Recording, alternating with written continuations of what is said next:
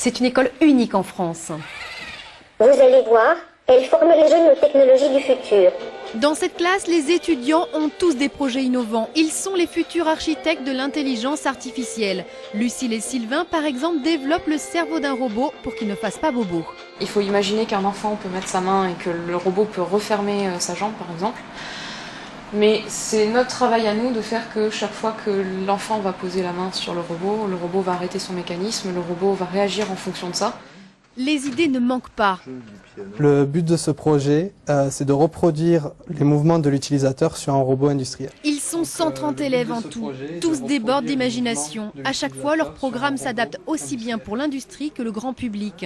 Recrutés à Bac+2, les étudiants bénéficient d'une formation théorique et pratique de 3 ans.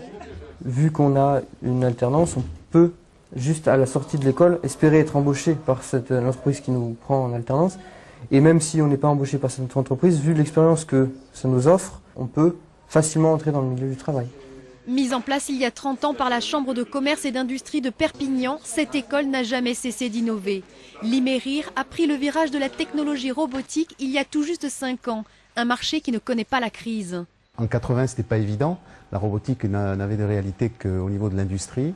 Et aujourd'hui, c'est une science qui se développe, non seulement dans l'industrie, mais la robotique appliquée, ce qu'on appelle la robotique collaborative, des petits robots à tout faire qui vont bientôt envahir les maisons et les entreprises. Une fois diplômés, 100% des élèves décrochent un CDI en moins de 6 mois.